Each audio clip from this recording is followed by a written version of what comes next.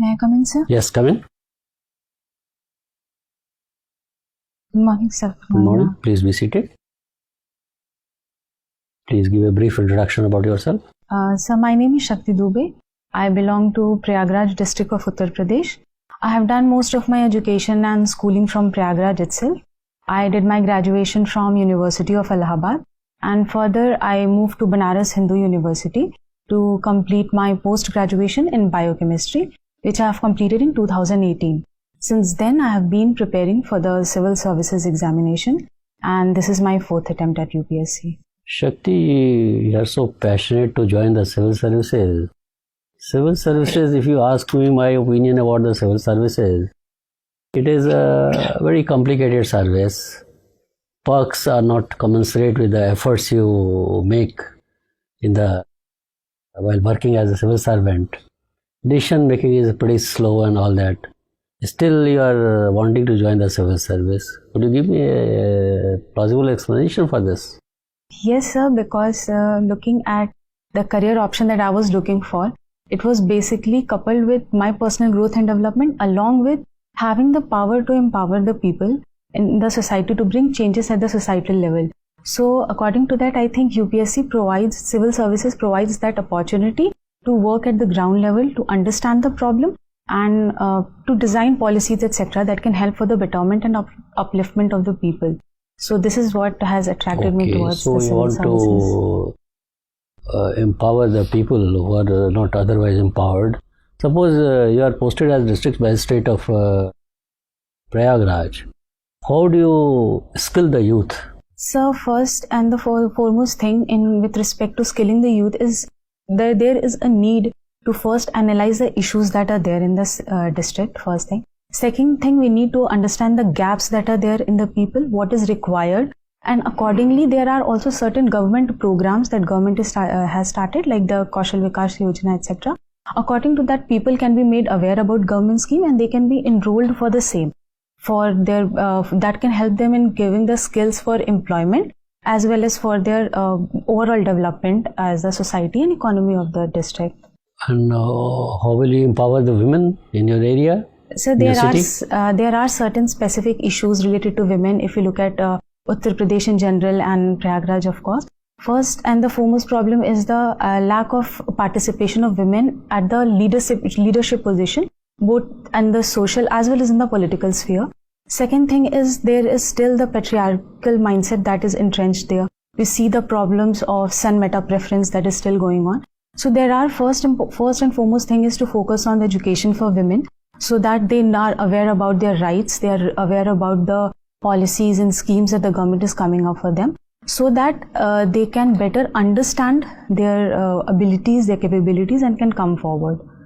What steps will you take for women's safety? So for women's safety, I think for certain things like, first is awareness of the women about their rights, first thing. Second, we can have for the safety and security, another important thing that can be done is installing CCTV cameras so as to make them secure while they are traveling or while they are out. Second thing is the laws related to the sexual harassment at the workplace can be properly implemented, having the complaint committee, etc. so that women, they are comfortable in working. Apart from that, if in order to engage the married women, etc. in workplace, we need to have proper policies related to the crèche facilities, etc. and proper leaves also should be provided to women so that they are able to manage their work-life balance. They can have a proper work-life balance. Talking about the health system in our country, do you think that India should go for health for all or insurance for all principle?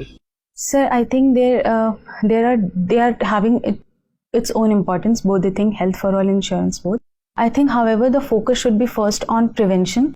That is so that we can avoid the diseases, or we can avoid the problem of poor health. Thus the focus should be first on nutrition, etc.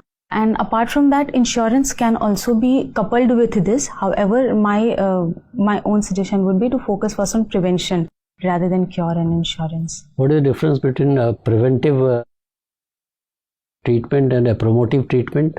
I think preventive treatment is the basically steps like vaccination or immunization, and also awareness among people, ensuring cleanliness, etc. so as to avoid the disease at the first place.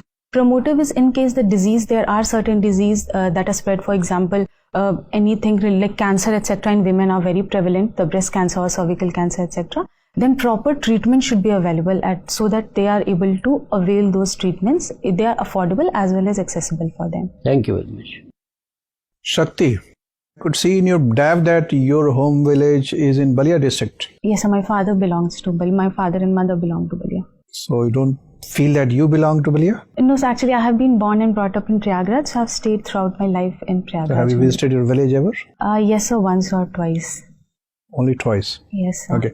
So Balia is part of which division of Uttar Pradesh? So Azamgarh division of... And how many other districts are there? Sorry, sir, I need to read about that.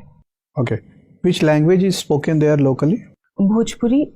And nowadays you are studying in Prayagraj.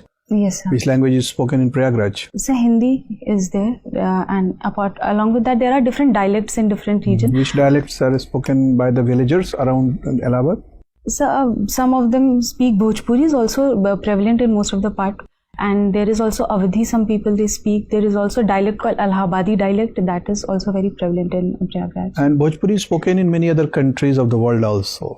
Are you aware of the countries where Bhojpuri is used by the people? No, sir. I'm sorry. I'm not aware about that. You don't know about any of the countries? No, sir. I think I'm more probably if I could take a guess, It could be countries like Nepal, which is closer to the border of Uttar Pradesh and Bihar.